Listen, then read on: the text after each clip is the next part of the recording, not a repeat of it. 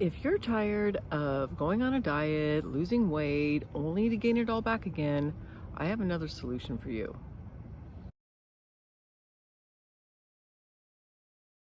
Instead of concentrating on losing weight, instead concentrate on maintaining the weight that you want to be.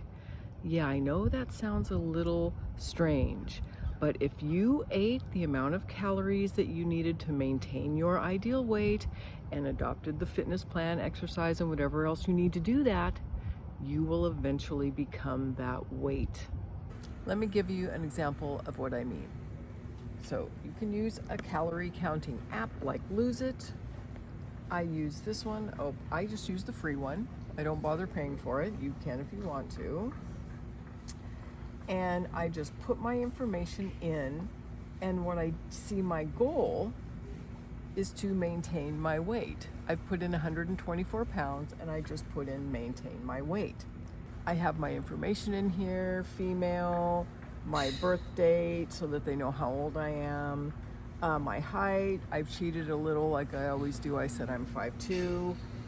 My calorie budget, according to this app, is 1,400 calories approximately. But you don't have to use an app. You can find this out many ways. You can use a book. That's what we did in the old days before, the internet was around. But here's a calorie counter from the Mayo Clinic. I can put in my age, 61, my height. This time I won't cheat. I'm actually 5'1" or so. And I'm gonna put the weight that I wanna be. I'm gonna put this time 122 pounds. I'm a female. Next. This is interesting. You have to put in your activity level. I am gonna put somewhat active, includes light activity or moderate activity about 2 to 3 times a week. I think that's true for me.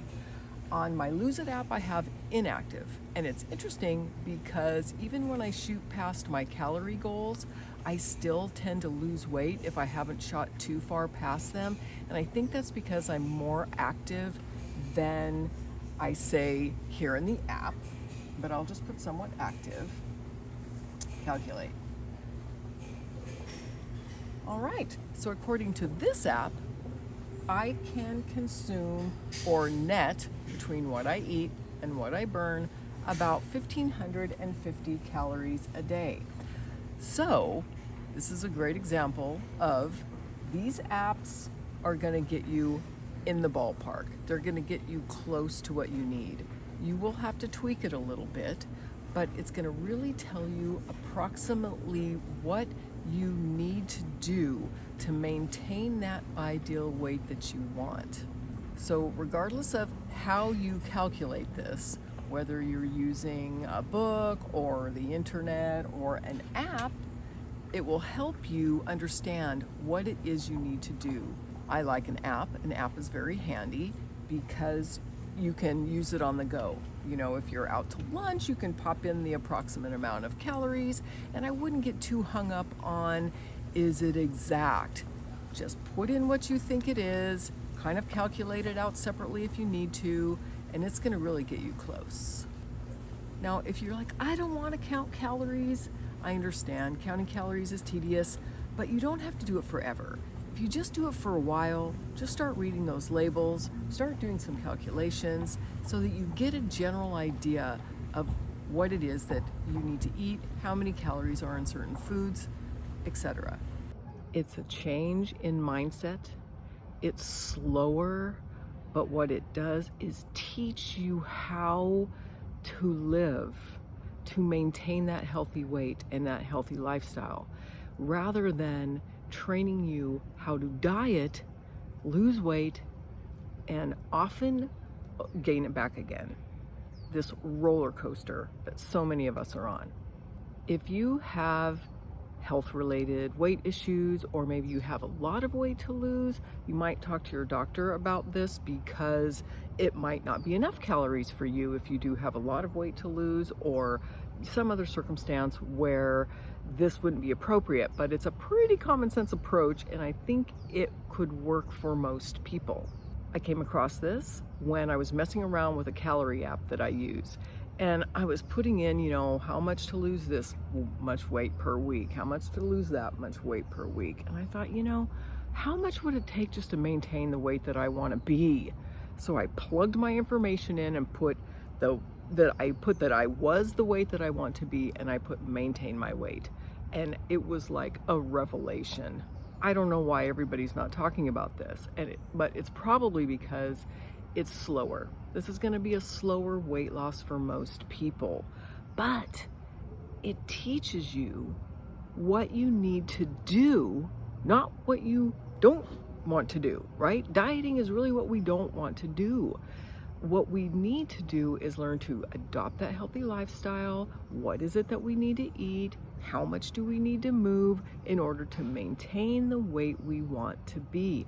This teaches us to live that healthy lifestyle right from the beginning. Yes, you're going to have to tweak it just like any other diet plan, because not every body is different. And the calories, those calorie apps and the calorie counters, they can't really take everything into account, like your metabolism, your muscle mass, and things like that. But that's true for any diet. The main concept that I wanted to bring to you in this video is this idea of just figuring out what it takes to maintain the weight that you want to be and go for that every day rather than going on a diet. I do want to kind of give a plug though to healthy calories. Hopefully you're choosing whole foods, lots of vegetables, fruits, good protein, beans, legumes, nuts, and all those sorts of wonderful things, drinking lots of water, because again, these are going to help you in the long term maintain your weight. They're going to make you feel good and increase your fitness. And on the note of fitness, that's another thing I do just want to make a plug for. This concept of adopting the lifestyle and diet to maintain your ideal weight rather than lose weight can work for anybody at any age.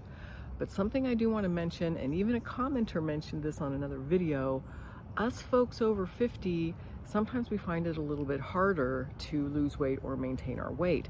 And part of the reason, a big reason for that, is because we've lost muscle. Once you reach your 40s, midlife, you start losing muscle and bone. So if you're younger than that, great. Build your fitness, build your muscle, build your bone, so that you go into midlife and beyond as healthy as you can be. And for us folks over 50, adopting some kind of fitness program so that you're doing some weight-bearing exercise, a little cardiovascular, so that your metabolism stays up, because when you lose muscle, your metabolism goes down. So you can see that as we lose our muscle mass over 50, really over 40, our metabolism starts going down too. Boy, and here comes this vicious cycle. Maybe we've injured ourselves too, and we're not moving around as much. Talk to your doctor. If you have previous injuries or you have some health issues, what can you do? I'm out here by a beautiful pool, and I just saw 2 seniors were up early this morning doing their swimming laps. So keeping your muscles fit is only going to help you maintain your weight, and then of course keeping your body fit and your bones healthy is just only going to increase your quality of life. Adopting a healthy lifestyle pretty much has no downside, right?